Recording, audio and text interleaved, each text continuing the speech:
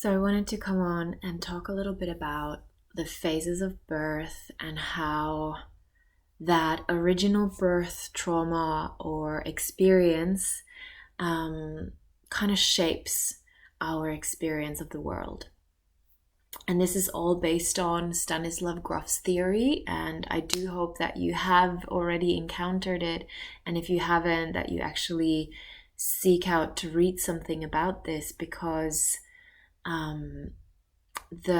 his theory is that all of our emotional experiences during that phase are the imprint of our fear of death, and ultimately all fear is of fear of death.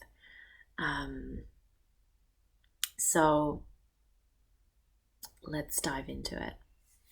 I do not have my beautiful note with me, so bear with me without any props. When we go into a void-like state, as you've hopefully experienced and practiced, the music works almost like a sound womb, and the darkness and the pulse that I often put into the tracks works as the echo chamber of creating a womb-like environment to create neurologically the pathway back into that state of opening. And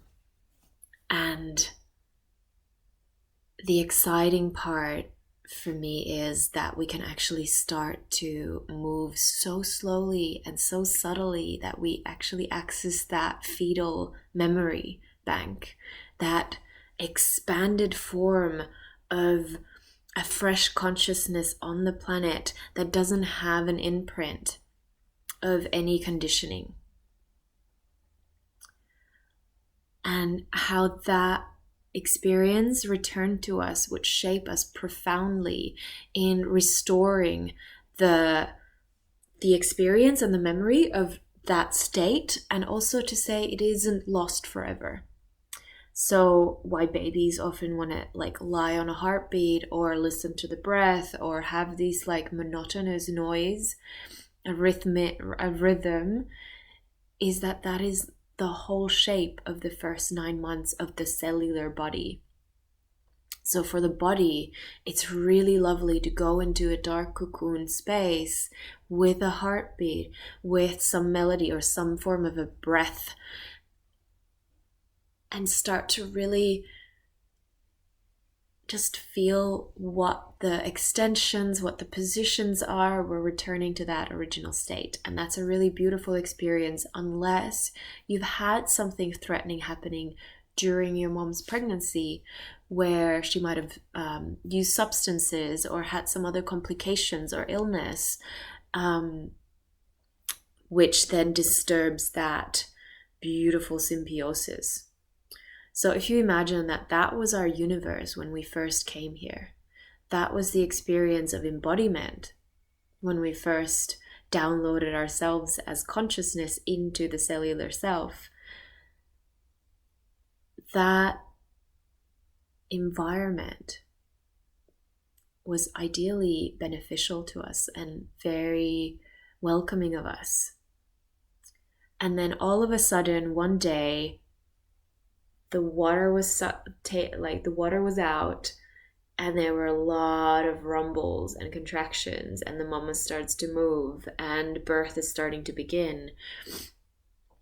We're following the fetal memory of constriction and rumble and earthquake, and also that you're not able to necessarily breathe properly. You might be stuck in a place that you can't escape from, and there's nothing you can do about it. That first initial state, there is nowhere to push, there's nowhere to go. It's a no exit kind of situation. And while Grof was doing work with patients with LSD or with breath work to go back into that state, or that state often came up, he described it as the origins of depression and the origins of feeling powerless in the world. So if you have a chance to interview your mothers about what the experience was like, how long was the birth, how long was I in that state, that might give you clues as to your psyche and the nature of dealing with stagnation and dealing with hopelessness. That's really the state of inducting us the belief that no matter how much I struggle, I won't get out of this. Understanding that as part of a phase of transition between states is really beneficial. And I've offered some of my mentees to actually recreate this situation and really go through these phases. So the restriction part is really you're not able to move and you feel constricted. I would imagine a lot of rope bondage stuff is connected to that.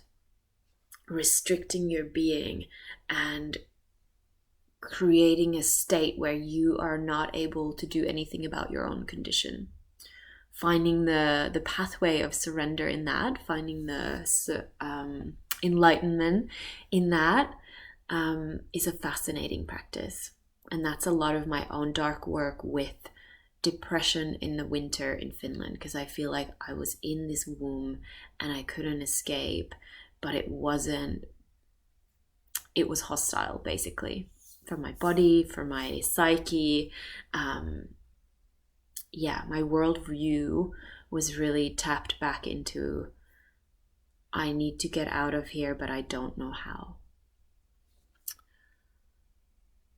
For most people who have had normal births, there is a cervical opening that starts to happen and a light in the tunnel starts to appear, and the baby can start struggling and fighting and pushing its way through into the other side.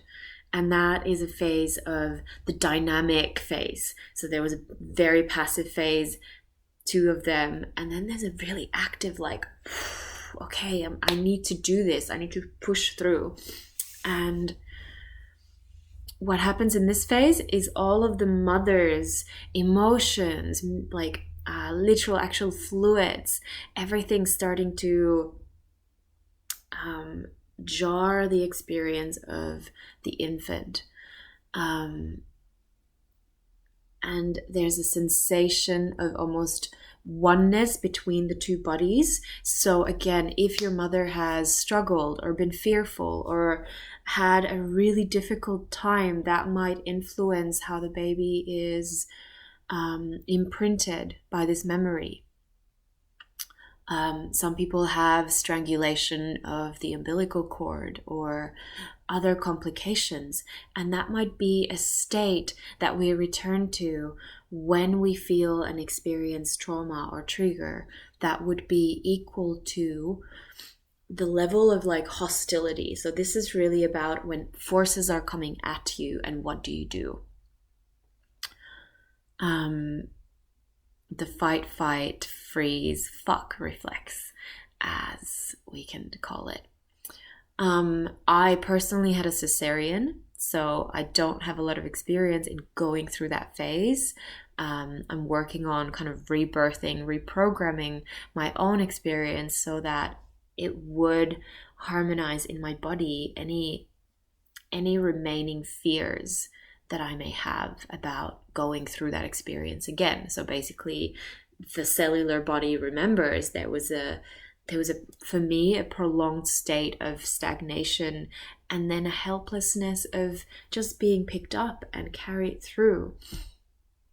So I lost the chance to fight.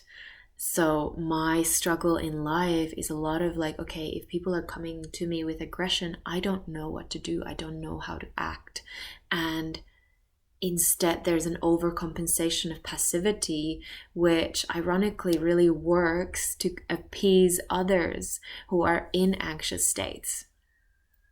But that might be stemming from a trauma of not having had a phase of activation in the womb. For most people, as Groff described it, This is a time of receiving really warlike visions and like really battling your demons and going through the dark night of the soul, but from an active, just like, okay, there's filth and there's fear and there's chaos in the world and the mama's crying and there's the world's bombarding us with its gory for a moment. And if we get past that, the fourth phase is the rebirth. And I'm calling it a rebirth because we've already been in one world in the womb, which is its own entire entity. It is its own entire cosmos. No matter how small, it has been this, to me, an astral state of just growing, expanding, moving, exploring, but in utter safety in your own space or with a twin. And now suddenly you get birthed into this world of expansion, like literally from like a Big Bang kind of proportion of expansion to your universe.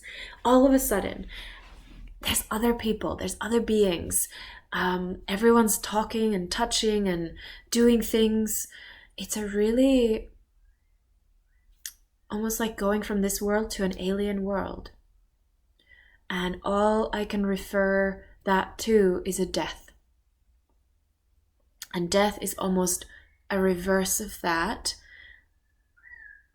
However, we don't know, like the transition phases of death could be similar to those that we go through in birth. So my added theory is that the fetal memory is of a death. My universe as I knew it is gone. And I have to struggle to find meaning in life.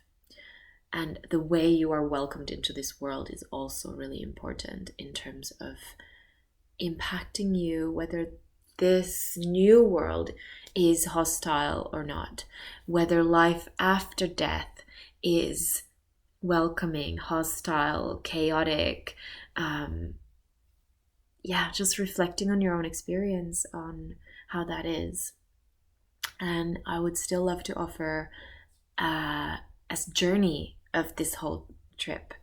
So I'll write down and record some beautiful audio with the faintest instructions possible for these phases to go through it and just feel the rebirthing in yourself. Meanwhile,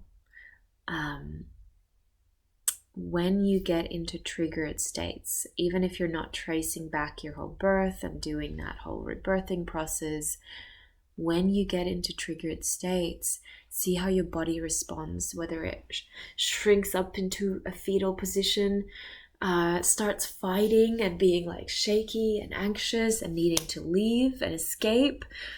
Do you allow that for yourself? Is there a way that you can still hold yourself in that cellular body shock to go through another form of birth all the time when we have these experiences of something's really shocks our environment? How can we just allow the feeling, the emotion, the experience to move through us, through the knowledge and the sustained awareness in our bodies? So this week and the exploration that I want to still embark on is, can we really go there? And can we hold ourselves? And can we tell a story that feels healing and empowering and embracing of the whole process? That's my thoughts on that today. Please ask any questions that you may have.